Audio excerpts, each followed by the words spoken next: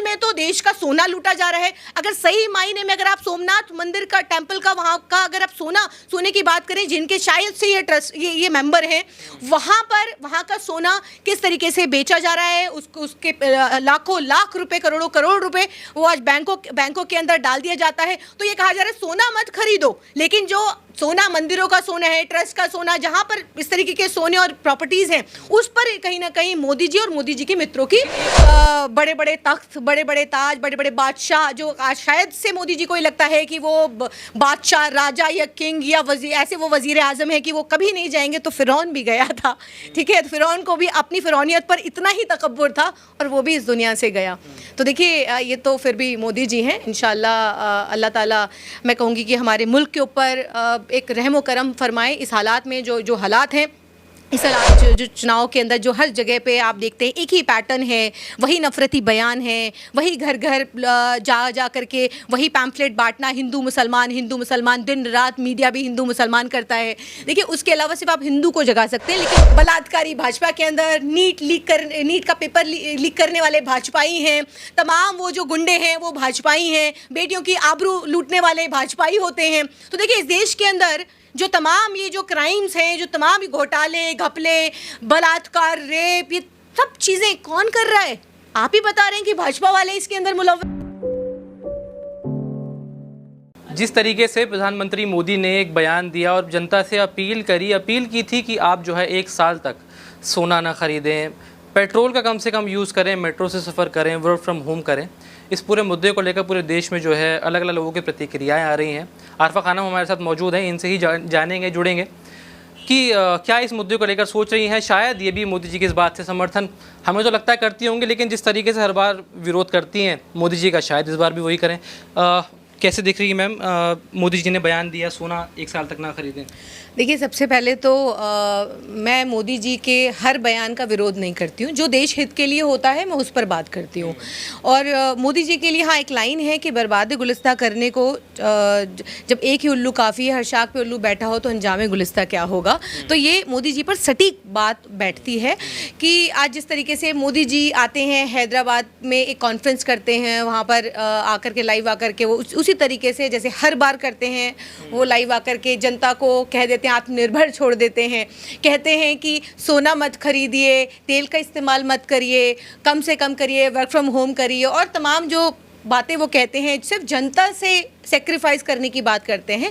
लेकिन इसके अंदर सबसे बड़ा सवाल ये है कि देखिए सरकार की कुछ नैतिक जिम्मेदारियां होती हैं जनता के प्रति, और जो कि सरकार को उठानी चाहिए। अगर हम और देशों के मुकाबले अगर हम देखें कि और देशों के अंदर अगर कोई कहीं पर कोई क्राइसिस आता है, कोई आपदा आती है, तो वहाँ के प्रधानमंत्री, राष्ट्रपति किस तरीके से जिम्मेदारियों को उठाने का काम करते हैं, किस तरीके से अगर जनता को से कुछ सेक्रीफाइस करने के लिए कहते हैं तो अपनी जिम्मेदारियों को भी कहीं ना कहीं निभाने की कोशिश करते हैं। आप ऑस्ट्रेलिया देख लीजिए, जापान देख लीजिए, बाहर की जितनी भी कंट्रीज़ हैं जहाँ पर इस तरीके की क्राइसिस, जहाँ पर युद्ध की वजह से हालात हमारे देश के अंदर, इंडिया के अंदर युद्ध की वजह से ये हालात नहीं पैदा हुए, लेकिन बाहरी देशों के अंदर ये हालात युद्ध की वजह से पैदा हुए और 2 महीने पहले ही इसकी चेतावनियाँ, अपीलें दे दी गई और उस पर काम किया गया। आपको याद होगा 2 महीने पहले मोदी जी तमाम रैलियों में व्यस्त थे तो जनता को चेता नहीं पाए। राहुल गांधी जी ने इस बात को एक आपदा का संकेत दिया था, ये कहा था कि आपदा आने वाली है। पेट्रोल डीजल के दामों को लेकर के लगातार सुर्खियों के अंदर आप देख रहे थे कि छोटी सी एक हेडलाइन कहीं पर चल रही थी, लगातार छोटे छोटे चैनल्स, आप जैसे भाई तमाम लोग जो हैं सूत्रों के हवाले से खबरें छप रही थी, लेकिन ये कहा जाता था नहीं इसका खंडन तक किया गया, बढ़ते दामों को लेकर के खंडन तक किया गया। एलपीजी गैस को लेकर के बात चली, तब भी महंगाई को लेकर के बात चली। देखिए देश आज कितना किस हाथों के अंदर है। प्रधानमंत्री जी जैसे कि वो झोला उठा करके चल देते हैं, अभी भी विदेश यात्रा पर निकल गए, लेकिन देश के को एक संदेश दे करके कि आप आत्मनिर्भर बनिए, आप वर्क फ्रॉम होम करिए, देश को बिल्कुल इमरजेंसी की स्थिति के अंदर आप इमरजेंसी की स्थिति थोड़ी है भाई, अगर बोला वर्क फ्रॉम तो कर लो, 1 साल की तो बात है। नहीं देखिए बात सिर्फ इतनी ही नहीं है कि वर्क फ्रॉम, देखिए अब तो देश हित के अंदर सब लोग वही करेंगे, थालियां पीट सकते हैं अगर कोरोना काल के अंदर, दिए जला सकते हैं, बत्तियां बुझा सकते हैं, तो देखिए ये भी हो ही जाएगा। लेकिन बात यह है कि जिस तरीके से प्रधानमंत्री जी का ही बयान था कि जिस देश का रुपया गिरता है उस देश का प्रधानमंत्री गिरा हुआ होता है, और वो तमाम वो बातें, वो नौकरियां, आज नीट की बात करें, देश के अंदर महंगाई की बात करते हैं, अर्थव्यवस्था की बात करें, और हम अब हमारे देश के अंदर कितना बैरल तेल अभी हमारे पास बचा हुआ है उसकी अगर हम बात करें तो हम सबसे नीचे वाले पायदान पर पहुंचते हैं। तो देखिए आज स्थिति कहां से कहां पहुंचा दी है देश के विश्व गुरु ने। विश्व गुरु कहने से विश्व गुरु नहीं होता है, मानती हैं अभी ठीक है? विश्व गुरु हैं? नहीं, विश्व गुरु के, मैं कह रही हूँ कि विश्व गुरु कहने से विश्व गुरु नहीं होता, उसको वो चीज़ें करनी पड़ती है। देखिए मैं आपको एग्जांपल दूंगी कि थाईलैंड के अगर आप प्रधानमंत्री और की अगर आप अपील सुनेंगे, आप ऑस्ट्रेलिया के प्रधानमंत्री की अपील सुनिए, तो उन्होंने ये कहा कि बहुत सारे तमाम अगर लोगों को अगर पब्लिक ट्रांसपोर्ट यूज़ करने के लिए कहा तो तमाम उन ट्रांसपोर्टों पे छूट दी है। स्कूल और कॉलेज स्टूडेंट्स को लेकर के कई जगह पास, मेट्रो और ये सब चीज़ें जो हैं वो फ्री की गई हैं। तो इस तरीके से वर्क फ्रॉम, हालांकि पाकिस्तान के अंदर सबसे पहले पाकिस्तान के अंदर ये शुरू हुआ था जब पाकिस्तान के प्रधानमंत्री और बाकी और लोगों ने आकर के इस चीज़ को लेकर के अपील किया था। तो देखिए आज स्थिति जो है देश के अंदर बहुत ज़्यादा नाजुक है, और हमेशा की तरह जैसे नोटबंदी हुई, जीएसटी हुई और आपको कह दिया गया कि लाइन में लगा दी, हमेशा एक संदेश देकर के प्रधानमंत्री जी दौरे पर, विदेशी दौरे पर चले देश जाते हित हैं। के लिए जाते हैं ना भाई, देश का उससे ही तो विकास होगा। देखिए सरकार की कुछ जिम्मेदारियां हैं, उस जिम्मेदारियों को लेकर के बताइए ना कि मुझे याद है कि मैं एक जगह एक आर्टिकल पढ़ रही थी कि 1962 और 65 के दौर में इंदिरा गांधी जी ने अपना सोना दान दिया था देश हित के अंदर। प्रधानमंत्री जी क्या दान करने वाले हैं? उनके पास सोना है ही नहीं, काहे को दान करेंगे? वो लेके बैठी थी इंदिरा गांधी। नहीं, प्रधानमंत्री इंदिरा गांधी जी तब पहली बात तो प्रधानमंत्री नहीं थी, उस टाइम नेहरू जी प्रधानमंत्री थे। तो उस वक्त भी जब देश के अंदर युद्ध चल रहा था तो युद्ध के वक्त उन्होंने अपना सोना, जो एक स्त्री धन होता है, स्त्री धन दान किया था देश हित के अंदर। तो मोदी जी ने कुछ तो कमाया होगा। आज एक इवेंट करते हैं जिस दिन वो ये देश के नाम ये संदेश देते हैं, जो ये कहते हैं कि आप पेट्रोल डीजल का कम से कम इस्तेमाल करिए, सोना कम से कम खरीदिए, उसी दिन वो कई रैलियां लगातार करते हैं। 50-50 और 500 गाड़ियों से इनके ही जो बाकी और दल के जो अध्यक्ष बनाए जाते हैं वो तमाम वो रैलियां करते हैं, रोड शो किए जाते हैं। तो देखिए ये, और फिर उसके बाद जब सोशल मीडिया और बाकी जगहों पे क्रिटिसिज्म सहना पड़ता है तो उसके बाद फिर 2 गाड़ियों के काफिले को इवेंट बनाया जाता है। तमाम योगी जी से लेकर के तमाम मंत्री, तमाम लोग जो है वो उसको इवेंट थोड़ी है, मानी है मोदी जी की बात उन सब ने, आप भी मानी है। तभी मैं कह रही हूँ कि ये जो ये इवेंट जो जिस तरीके से देश को, पहले देश को, नहीं इवेंट है ही नहीं मैम, ये इवेंट है ही नहीं, ये तो आप कह रहे हैं कि इवेंट नहीं है। जो देश देख रहा है, जो देश को मोदी जी की बात मानना इवेंट थोड़ी है। देश को दिखाया जा रहा है वो एक तरीके का इवेंट। इसी तरीके से जैसे उन्होंने अपनी बूढ़ी माँ को लाइन में लगा दिया था नोटबंदी के वक्त में, तो बूढ़ी माँ को लाइन में लगा करके ऐसा नकारा और निकम्मे बेटे ने अपनी 2000 रुपये एक्सचेंज कराने के लिए, वो खुद भी लग सकते थे लेकिन उनको इवेंट क्रिएट करना था। तो जब भी इस तरीके की कोई आपदा जब प्रधानमंत्री जी लेकर आते हैं, क्योंकि आपदा खुद ब खुद नहीं आती है, प्रधानमंत्री जी क्रिएट करते हैं।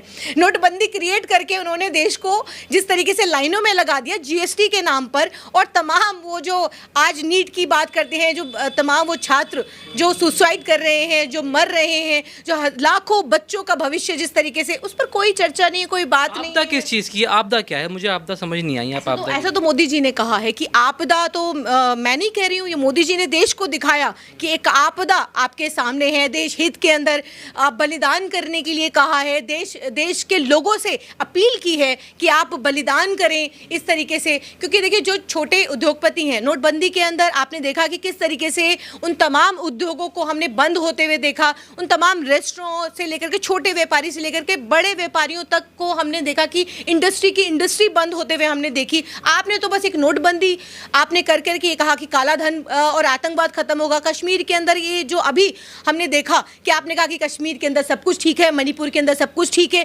कितना सब कुछ ठीक है। इस देश के अंदर देखिए अगर कुछ चल रहा है तो सिर्फ एक नफरती एजेंडा चल रहा है। इसके अलावा देश को सिर्फ और सिर्फ नफरत की आग में, बंगाल के अंदर क्या हो रहा है हम सब जानते हैं, मणिपुर के अंदर क्या हो रहा है हम सब जानते हैं, जम्मू कश्मीर के अंदर क्या हो रहा है हम सब जानते हैं, लेकिन सिर्फ सब कुछ ऐसा दिखाया जाता है। मीडिया इसके अंदर सबसे बड़ा रोल प्ले कर रही है कि सब कुछ ठीक है। आप मुझे बताइए बंगाल के अंदर अंदर आज हर घर के अंदर बुलडोजर चल रहा है, घर गिरफ्तारियां हो रही हैं, सारे विजुअल्स हैं। लेकिन आज सब तमाशबीन बनकर बांग्लादेशियों के घर में बुलडोजर चल रहा है। देखिए, बांग्लादेशियों के अंदर ये तो मोदी जी अब तय कर रहे हैं, या उनके मंत्री तय कर रहे हैं, या उनके चीफ मिनिस्टर तय कर रहे हैं। जिस तरीके से आज नफरती एजेंडा जिस तरीके से सेट किया जा रहा है देश के अंदर, सिर्फ एक चीज बताई जा रही है कि देश कॉन्स्टिट्यूशन से नहीं चलेगा, सिर्फ कॉन्स्टिट्यूशन को हमने ताक पे रखा है, देश सिर्फ और सिर्फ नफरती एजेंडे से चलेगा। ये बात क्लियर कट और डंके की चोट पर इस बात को बोला जा रहा है कि आज देश के अंदर सिर्फ और सिर्फ नफरती एजेंडा चलेगा, जो कि बंगाल के अंदर, जैतपुर के अंदर, दिल्ली के जैतपुर के अंदर जिस तरीके से हजारों लोगों को बेघर कर दिया जा रहा है, ये बुलडोजर। और इसकी बात हम क्यों करें, आज हम बात करें अगर एमपी के अंदर तमाम ये जो मैं देश के अंदर जो हो रहा है, और खास करके अल्पसंख्यक समुदाय के खिलाफ जिस तरीके से नफरत परोसी जा रही है। आपने देखा होगा कि वो विजुअल्स जो एक व्यक्ति, देश के अंदर और तमाम मुद्दों पर चर्चा नहीं होती है, एक व्यक्ति को होटल से, क्योंकि वो एक मुसलमान था, एक युवती के साथ वो होटल के अंदर था, वो उसको आप पूरा ये जो नफरती ये जो दल वाले लोग हैं, ये तमाम उसको बजरंग दल आते हैं, बजरंग दल है, पीटते हुए लेकर आते हैं उसको सरेआम वहां पे पुलिस वाला साथ में खड़ा होकर के उनको शह देने का काम करता है। तो इस देश के अंदर क्या हो रहा है, प्रशासन से लेकर के हर इलेक्शन कमीशन की आप बात करें, तमाम उन मशीनरीज की आप बात करें, हर कुछ कैप्चर्ड है। क्या इंडिपेंडेंट है? आप सिर्फ इस देश के अंदर नाम को सिर्फ एक चुनाव होता है, वो भी सिर्फ इसलिए दिखाया जाता है कि जिस देश के अंदर चुनाव हो रहा है सब कुछ सामान्य है, ताकि विदेशों के अंदर, बाहरी मुल्कों के अंदर ये दिखाया जाए कि हम एक डेमोक्रेटिक कंट्री हैं, हम डेमोक्रेसी इस देश के अंदर अभी भी जिंदा है। जबकि कितना जिंदा है, इंटरनल कितना जिंदा है, कितना पुलिस से लेकर के आप उन तमाम उन एजेंसीज की अगर हम बात करें तो कितना काम करिए, लोगों के ऊपर लठ बजाए जा रहे हैं, उनको डंडों से पीटा जा रहा है, अगर वो वोट डालने जाते बंदूकें चलाई जा रही हैं। बंगाल के अंदर जिस तरीके से आप लोग तो सब लोग वहीं पर थे, आप लोगों ने तो वो सब तमाशे देखे होंगे कि वहां पर क्या हो रहा था। आज आप चुनाव इंडिपेंडेंट नहीं हो, पूरी प्रॉपर तरीके से नहीं हो पा रहे हैं, तो सिर्फ एक ये तमाशा चल रहा है चुनाव के नाम पर। और ये पूरी तरीके से आज भाजपा के जो गुंडे हैं, आज वो कहीं ना कहीं लोगों को, अल्पसंख्यक समुदाय से लेकर के उन लोगों को, आज तो नीट की अगर हम बात करें कि नीट के अंदर वो तो कोई सिर्फ मुसलमान बच्चे नहीं है, ये देश, इस देश के अंदर ये सिर्फ एक अल्पसंख्यक समुदाय को सिर्फ नहीं चोट पहुंचा रहे हैं, ये हर समुदाय के लोगों को चोट पहुंचाने का काम कर रहे हैं। सिर्फ एक पट्टी बांधी गई है आंखों पर कि नहीं हम तो सिर्फ मुसलमानों को चोट पहुंचा रहे हैं, अब्दुल को चोट पहुंचा रहे हैं, उनको टाइट कर रहे हैं, या उनकी प्रॉपर्टी हम हड़पने वाले हैं, उनको हम पाकिस्तान भेजने वाले हैं। ये सिर्फ और सिर्फ ये कहानी और जुमले हैं।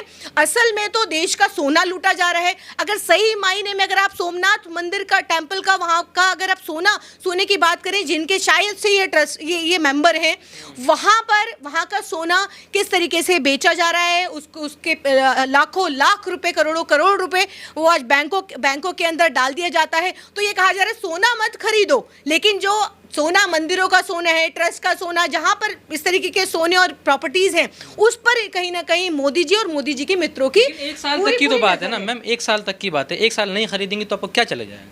नहीं, देखिए, मेरे पास तो कुछ है ही नहीं खरीदने के लिए, और ना मैं सोना पहनती हूँ। लेकिन आज जो गरीब है, आपको लगता है गरीब आज इस हालत में है, बेचारे के पास तो नौकरी नहीं है, वो सोना कहाँ से खरीदेगा? आपको लगता है कि आज इस देश के अंदर गरीब सोना खरीद रहा होगा? सोना खरीद कौन रहा है? सोना तो अडानी और अंबानी की बीवियाँ खरीद रही होंगी, वो पूरा वो पहनती हैं, जो पहन करके घूमती हैं, तो वो पहन रही हैं। हम जैसे गरीब और बाकी और लोग कहाँ सोना खरीदते हैं? जो खाने में तेल जो डलता है उसके लिए भी कहा गया है, उसका भी आप कम यूज़ करें, मोदी जी ने उसकी। नहीं, हम तो देखिए ऐसा है, हम तो सब कुछ निर्मला सीतारमण जी ने कह ही दिया था कि जब दाम बढ़ते हैं तो आप आलू खाना छोड़ दीजिए, प्याज खाना छोड़ दीजिए, और ये सब चीज़ें खाना छोड़ दीजिए। तो हमसे ये कह दिया गया कि तेल का इस्तेमाल कम करिए। जी, हम तो देखिए उबली हुई सब्जी खा लेंगे और फिर ये कह दिया जाएगा कि लोग बहुत मोटे हो रहे हैं, और देखिए अपनी हेल्थ का ध्यान रखते हुए उबला हुआ खाना खाइए। तो देखिए ये अब तो देश हित के अंदर आप हमसे ये सेक्रीफाइस मांग रहे हैं, तो देखिए लोग तो ये भी कर लेंगे, जो मोदी भक्त है तो वो भी ये भी करने को तैयार है। लेकिन देखिए सोल्यूशन अभी तक आप भी करने को तैयार है नहीं है, उबली भी खाने कोई सोल्यूशन जो है वो कहीं ना कहीं, अब मैं कहूँगी कि ये सरकार आज तक कोई सोल्यूशन नहीं दे पाई। मैं करूँगी नहीं करूँगी ये तो मेरी पर्सनल, देश हित में होगा ये भी। नहीं, मैं वही कह रही हूँ कि ये तो हर बंदे की इंडिविजुअल जो है कि अब वो इंडिविजुअली क्या करेगा क्या नहीं करेगा, ठीक है, लेकिन हाँ मोदी भक्ति जो करने वाले लोग हैं वो ज़रूर इसको इवेंट बना करके प्रॉपर करेंगे इसको। मुझे लगता है कि शायद आज इस वक्त देश को एकजुट होकर के सोचने की ज़रूरत है।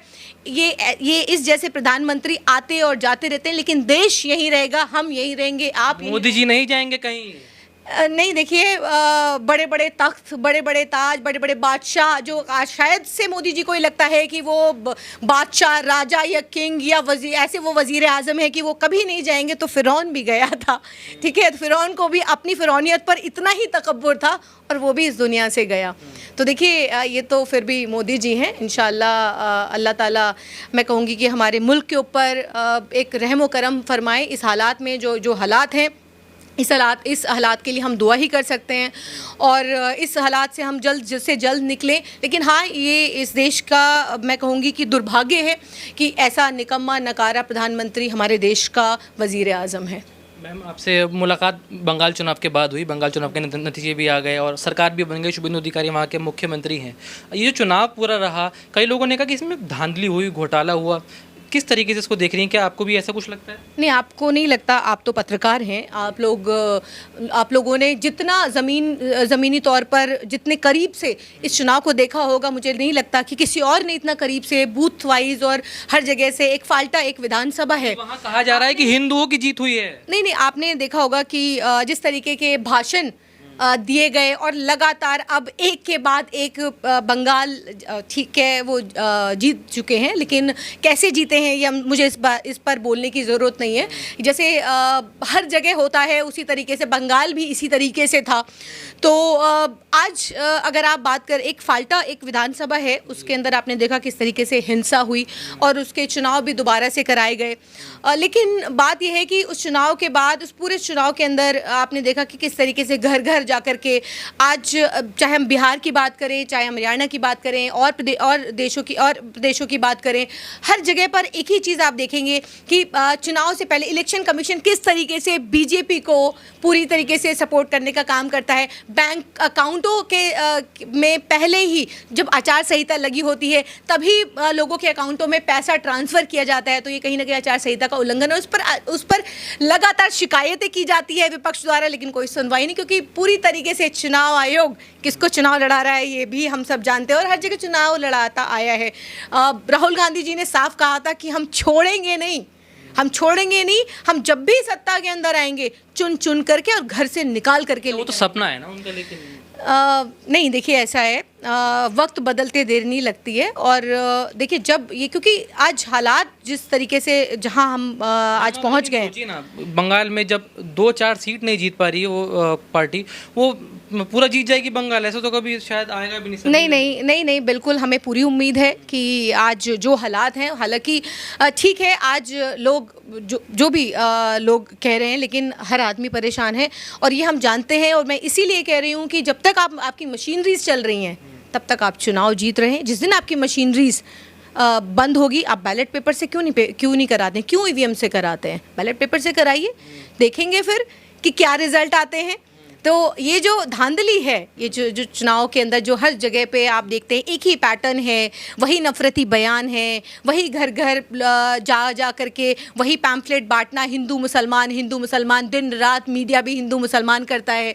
देखिए उसके अलावा सिर्फ आप हिंदू को जगा सकते हैं, लेकिन वो जो सॉफ्ट हिंदू है, जो सेक्युलरिज्म की बात करता है, जो देश के अंदर मारने काटने की बात नहीं करता है, वो असल में जो हिंदू है वो इस विचारधारा को पसंद नहीं करता, वो इस नफरत को। वो कौन हिंदू है जिसने वोट? मेजॉरिटी है, वो इस देश के अंदर मेजॉरिटी है। आप यकीन मानिए कि इस देश के अंदर वो मेजॉरिटी जो आप एक बार बैलेट पेपर से आप चुनाव करा के देखिएगा और आपको पता चलेगा कि वो मेजॉरिटी इस प्रधानमंत्री को कुर्सी से उतारने का काम करेगी। आप एक बार आप उससे क्यों कराते हैं? आप बैलेट पेपर से कराइए ना, आप बैलेट पेपर से करा करके देख लीजिए, आपको दूध का दूध और पानी का पानी हो जाएगा। SIR भी क्या एक बड़ा मुद्दा था बंगाल चुनाव में?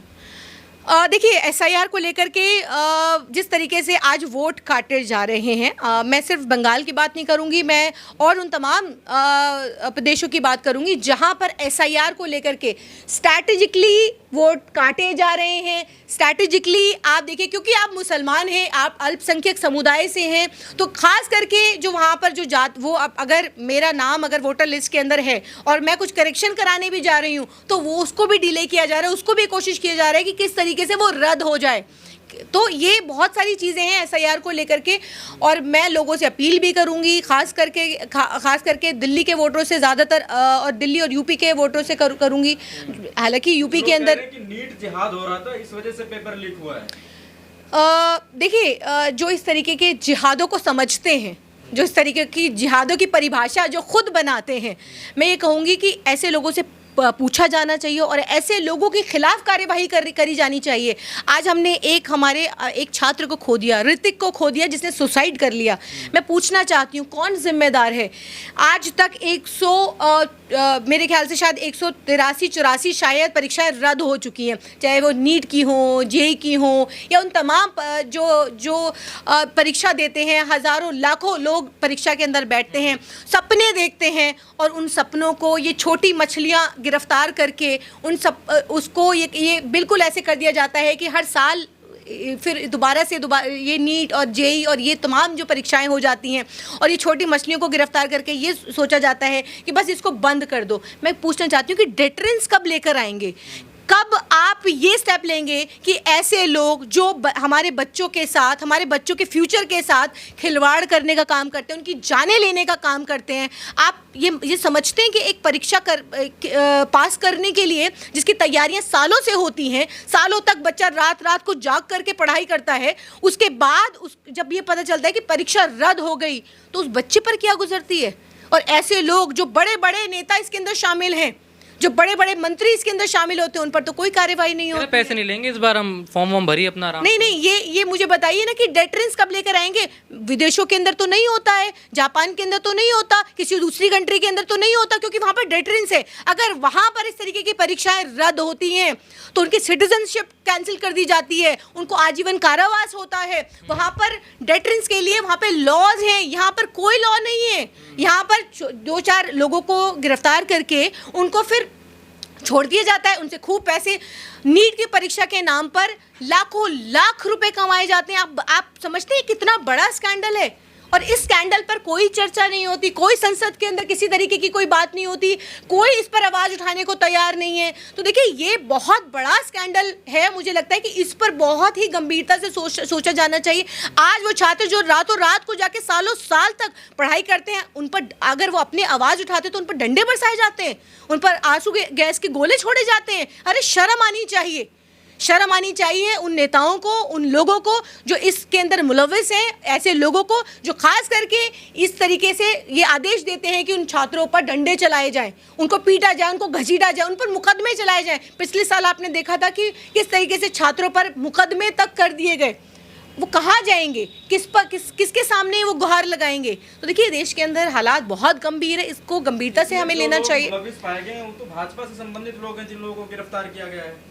देखिए, बलात्कारी भाजपा के अंदर, नीट का पेपर लीक करने वाले भाजपाई हैं, तमाम वो जो गुंडे हैं वो भाजपाई हैं, बेटियों की आबरू लूटने वाले भाजपाई होते हैं। तो देखिए, इस देश के अंदर जो तमाम ये जो क्राइम्स हैं, जो तमाम ये घोटाले, घपले, बलात्कार, रेप, ये सब चीज़ें कौन कर रहा है? आप ही बता रहे हैं कि भाजपा वाले इसके अंदर मुलव्विस हैं।